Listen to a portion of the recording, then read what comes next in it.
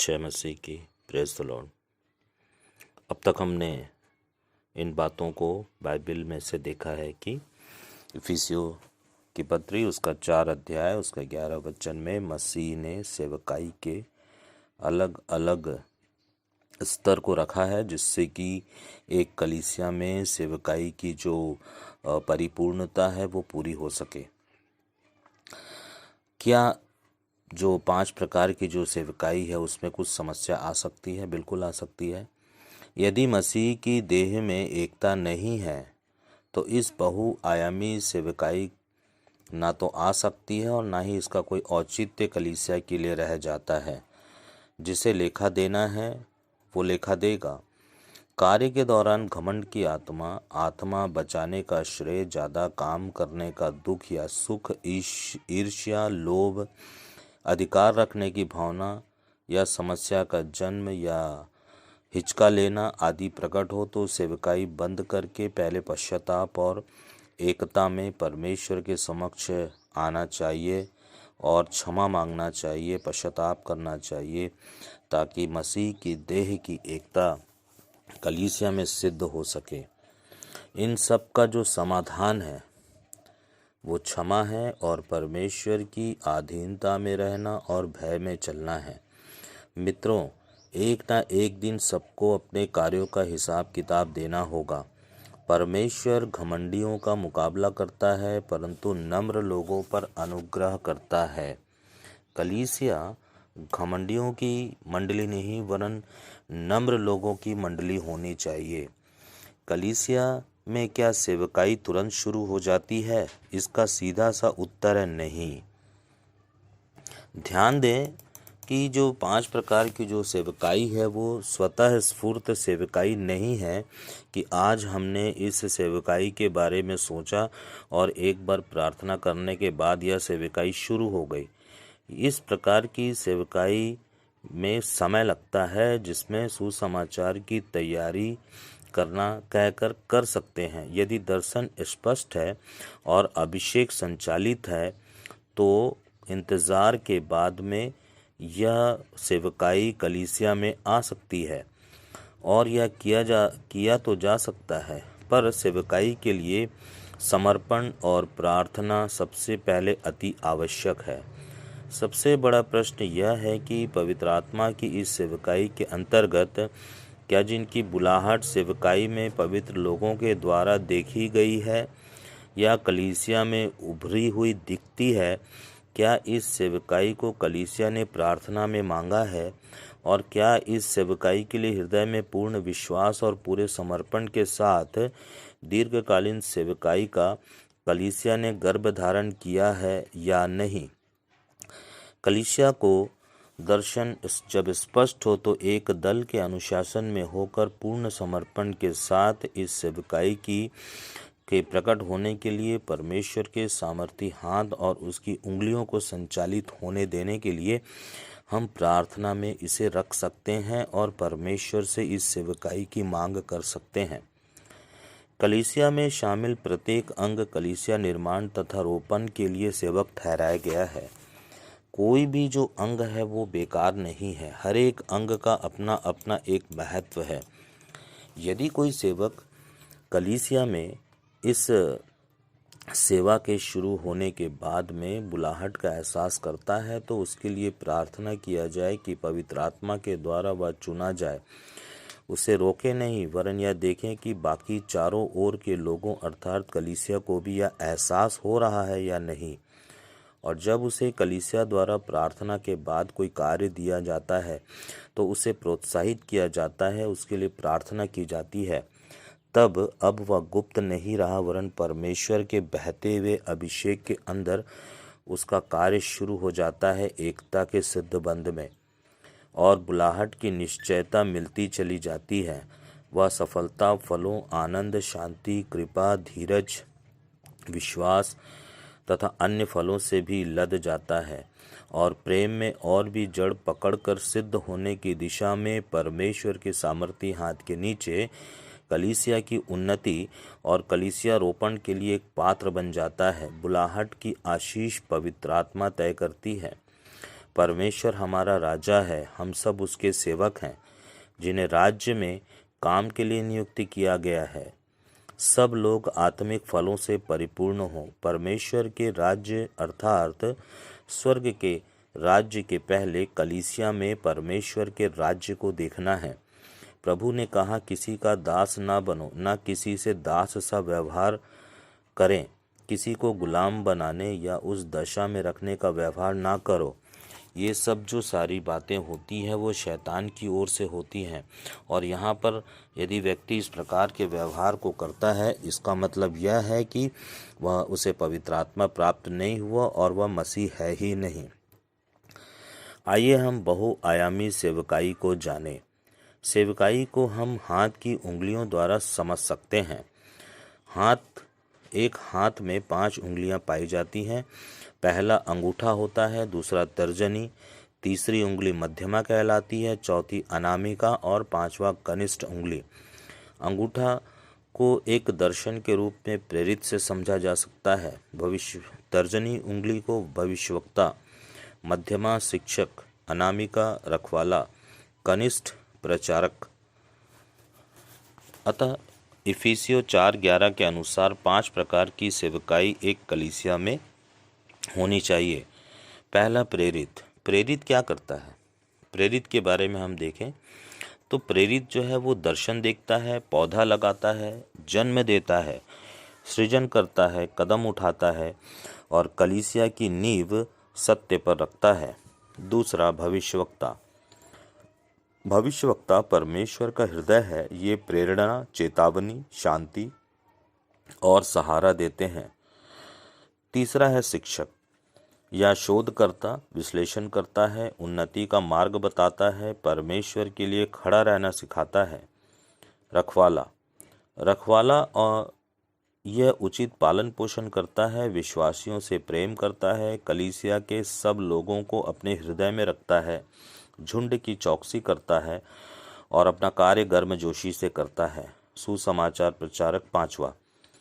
अविश्वासियों और अन्य जातियों को सुसमाचार सुनाता है। यह गतिशील होता है। यह पवित्र लोगों को सेवकाई के लिए तैयार करता है, प्रेरितों के साथ मिलकर कार्य करता है, प्रेरितों से सीखता है और लोगों को अपना अनुभव बताता है। बाइबल में प्रेरित को हम देखते हैं। पहला जो अंगूठा है, हाथ का जो अंगूठा है, उसे प्रेरित दर्शन में माना जा सकता है। पहला कुरिन्थियों 12:28 में हम देखते हैं कि पहली सेवा प्रेरित की है, जो पौधा लगाता है, जन्म देता है, नया झुंड तैयार करता है, काम को गति देता है, नई बातें होने लगती हैं, अर्थात कलीसिया की स्थापना करता है, कलीसिया को सींचता है। साथ ही प्रेरितों की एक स्थायी कलीसिया जो परिपक्व हो रही है, वहाँ उसे भेजा जाता है।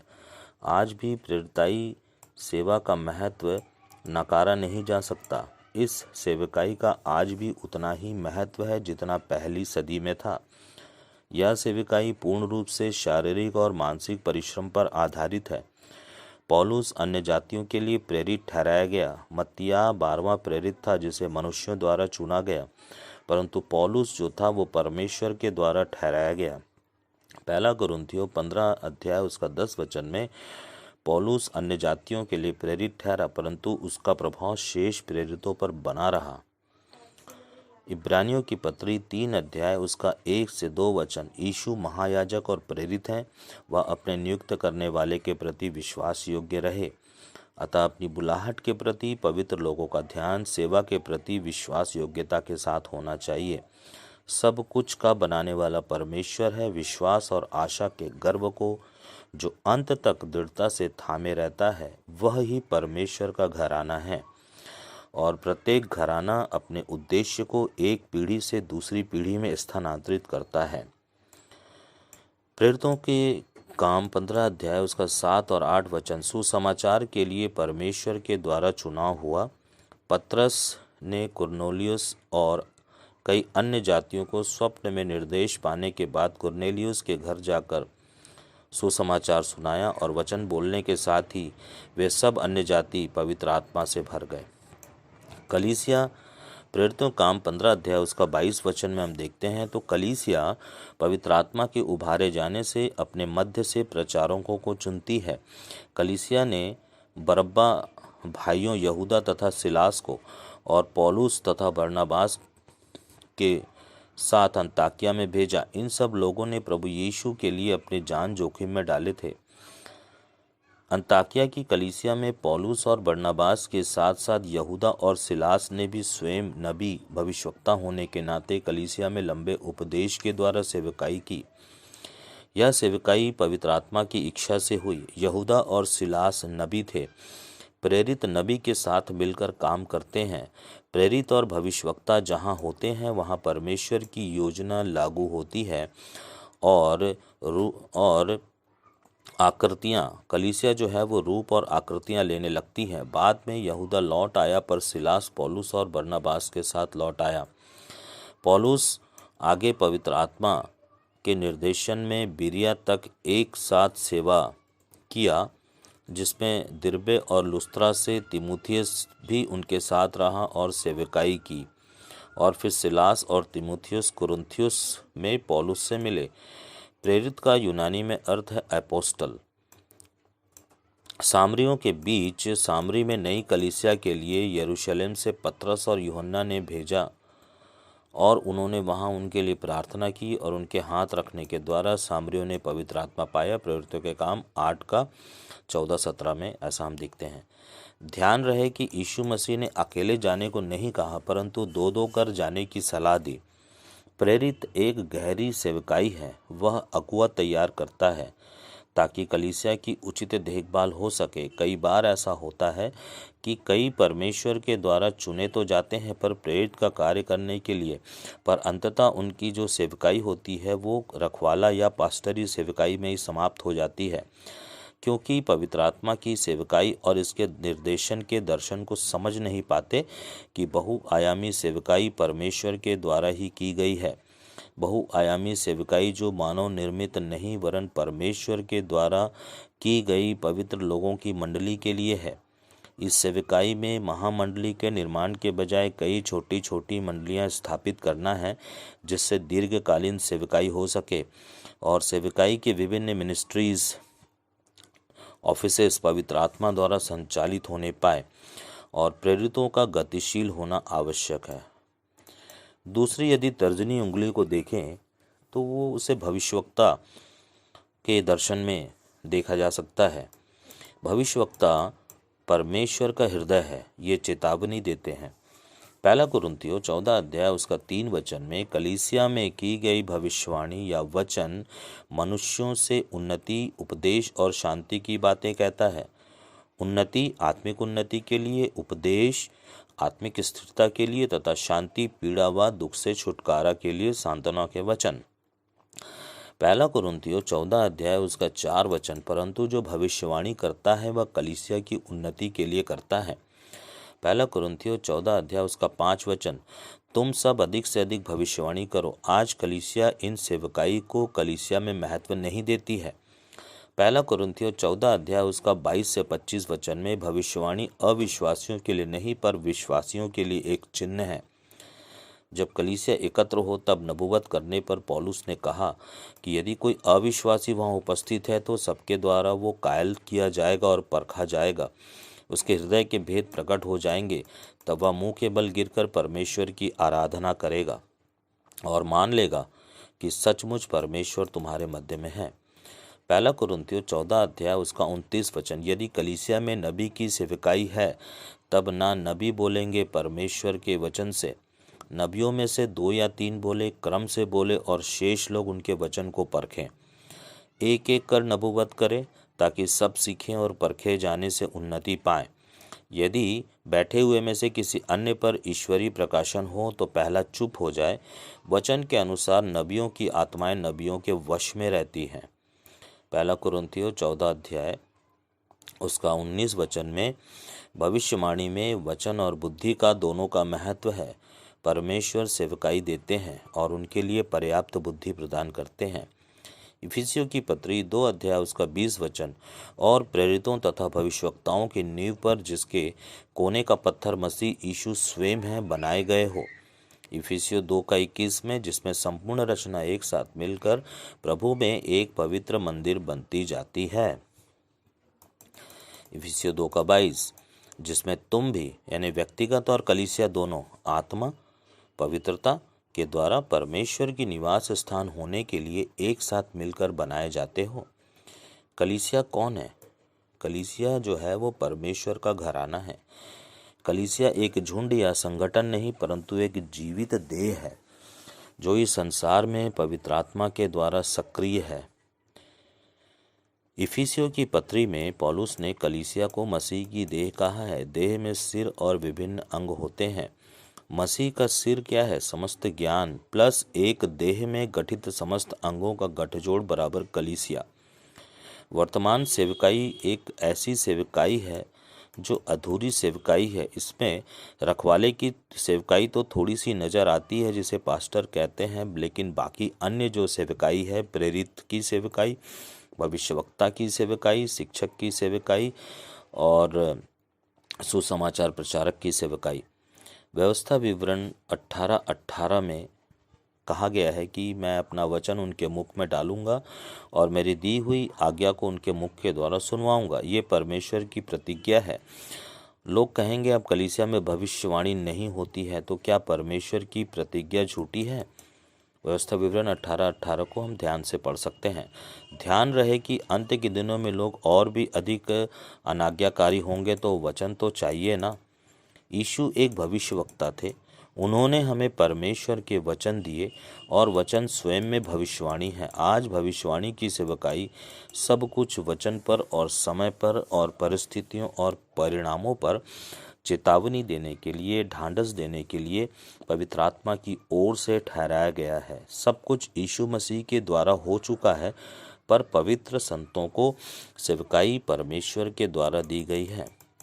प्रेरितों के काम 2 का 17 से 19 में ऐसा लिखा है कि अंत के दिनों में बेटे बेटियों द्वारा भविष्यवाणी की जाएगी।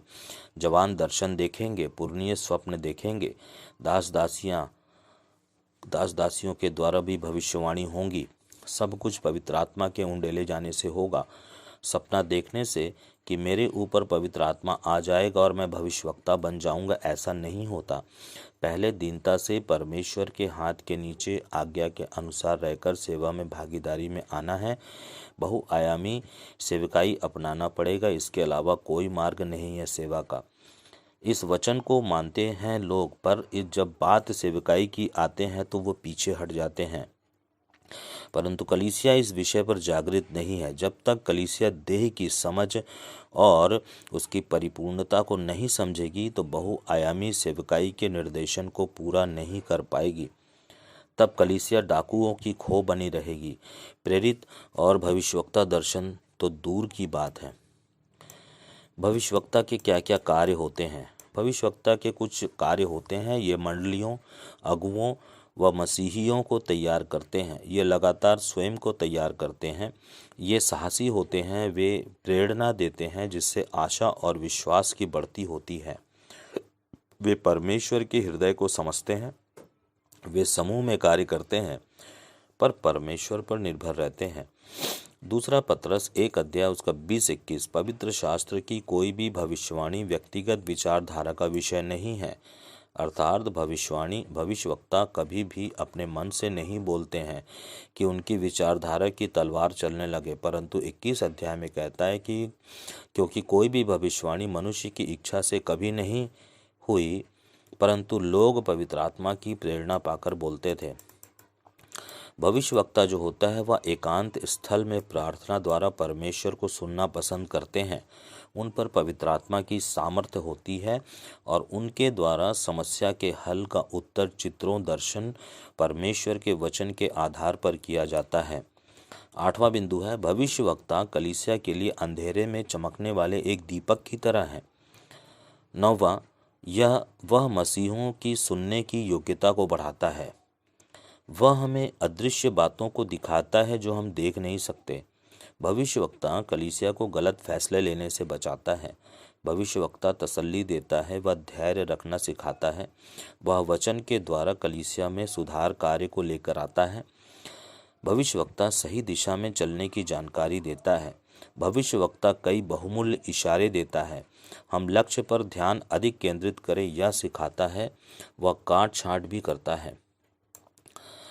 पहला कुरिन्थियों 13:9 में हम देखेंगे कि हमारा ज्ञान अधूरा है, हमारी भविष्यवाणी अधूरी है। कलीसिया का दायित्व है कि वचन और अनुभव और परखे जाने की सत्यता को कलीसिया की वृद्धि और विश्वास करने वालों और बपतिस्मों की संख्या तथा सेवकों की बढ़ती संख्या तथा प्रेम की नींव के द्वारा हम पहचान सकते हैं। इसके आगे हम शिक्षक, सुसमाचार प्रचारक और के बारे में हम सीखेंगे।